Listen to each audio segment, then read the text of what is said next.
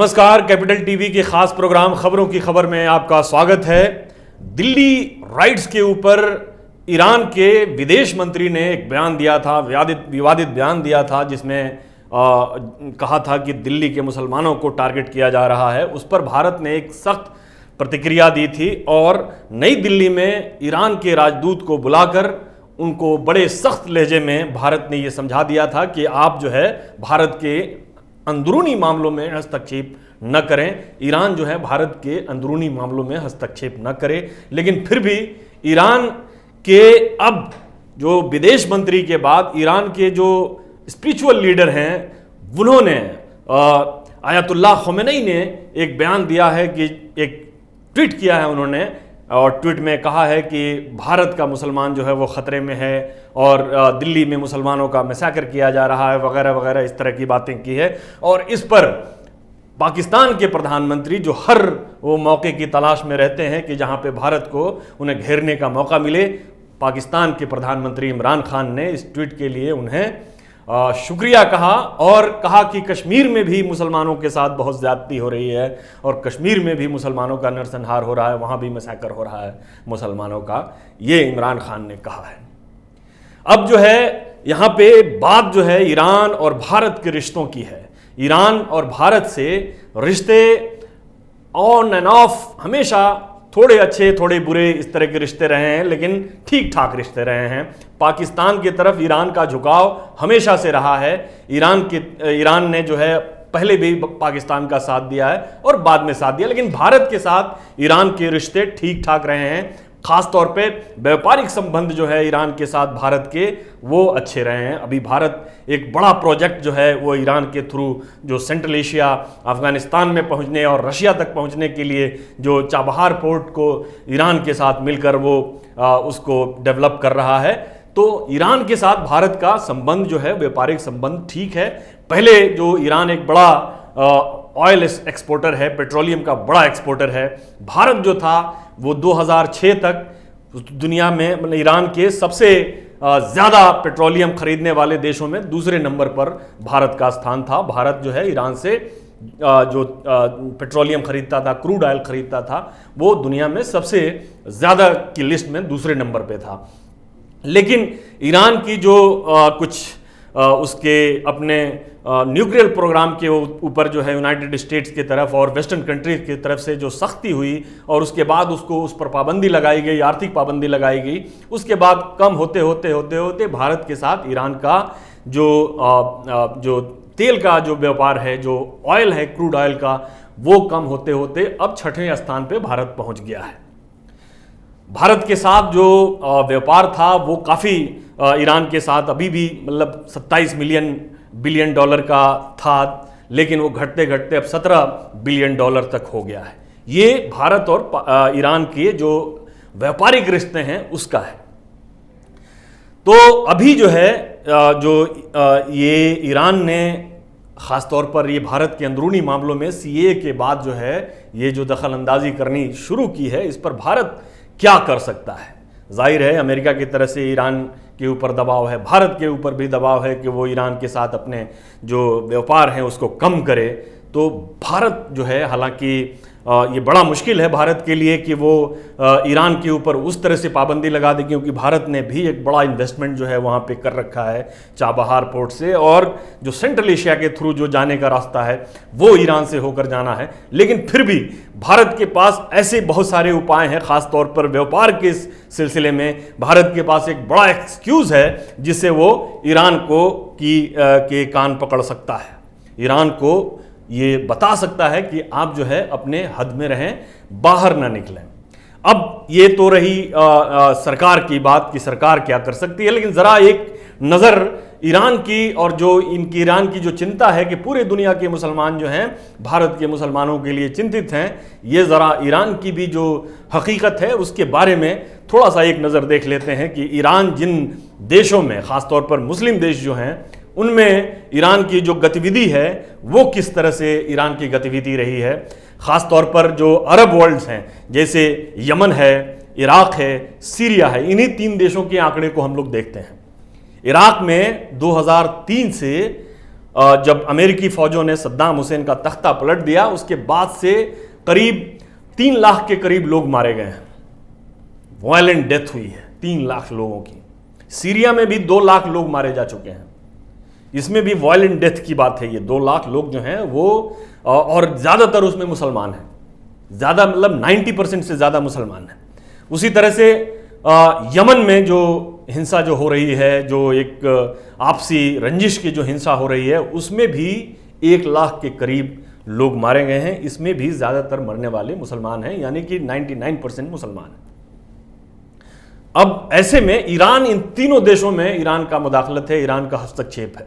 इन तीनों देशों की हिंसा में ईरान का अपना स्टेक है। ईरान जो है वो बढ़ चढ़कर इनमें हिस्सा ले रहा है। दूसरा पक्ष जो है, जो ईरान को काउंटर करने के लिए, काउंटर बैलेंस करने के लिए, वो कोई इजराइल या अमेरिका नहीं है, वो है सऊदी अरब। और सऊदी अरब के इर्द गिर्द का गठजोड़, जिसमें यूएई, ओमान वगैरह देश जो हैं उसमें शामिल हैं।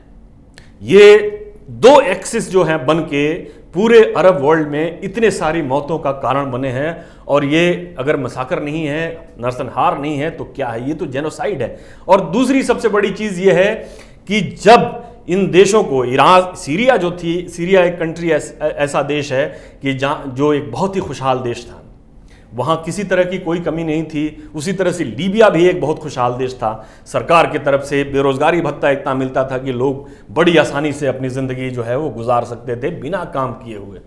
इजिप्ट में भी कोई बहुत ज़्यादा तकलीफ नहीं थी, लेकिन इन 2 देशों में, यमन का भी वही हाल था, लेकिन इन देशों में अरब स्प्रिंग के नाम पे, अरब क्रांति के नाम पे एक ऐसा खेल खेला गया कि उसकी आग जो है आज तक ठंडी नहीं हुई है। आज तक ये पूरा रीजन, पूरा खित्ता जो है, इन 2-4 देशों को छोड़कर ये पूरी तरह से इस आग में झुलस रहा है। ईरान उसका, उस एक्सिस का हिस्सा है।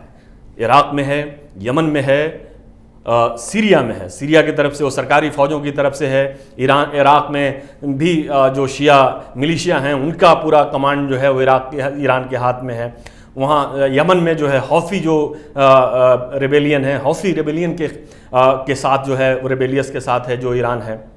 तो इन, जाहिर है कि सऊदी अरब भी है। सऊदी अरब भी अगर दुनिया के मुसलमानों में उसका भी नाम शामिल है, तो सऊदी अरब भी इसका हिस्सा है।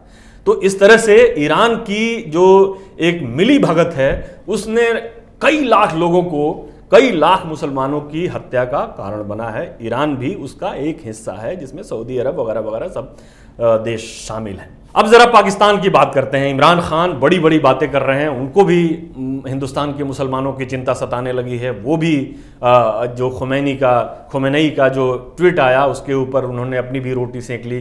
कश्मीर का राग उन्होंने एक बार फिर अलाप दिया, जो 370 हटने के बाद वो लगातार पूरी दुनिया में इसकी कोशिश कर रहे थे। ईरान से भी कोशिश करवाने की कोशिश कर रहे थे कि ईरान भी इसके ऊपर कुछ बोले, लेकिन ईरान ने उस वक्त प्रतिक्रिया नहीं दी थी। किसी और दूसरे अरब देश ने प्रतिक्रिया नहीं दी थी। केवल मलेशिया और टर्की ने, जो मुस्लिम देशों में, ये 2 देश जो थे, पाकिस्तान का साथ दिया था और पाकिस्तान के लिए उन्होंने बोला था। लेकिन जो पाकिस्तान का जो अभी का जो मामला है, उसमें अगर वो हिंदुस्तान के मुसलमानों के बारे में सोच रहे हैं, तो पाकिस्तान के बगल में एक और मुस्लिम देश है, अफगानिस्तान। अफगानिस्तान को 40 साल से वहाँ को गृह युद्ध में अफगानिस्तान को झोंका गया है, और उसमें पाकिस्तान का बहुत बड़ा हाथ है। अफगानिस्तान को रेडिकलाइज करने में पाकिस्तान के जो मदरसे हैं, उसका बहुत बड़ा हाथ है।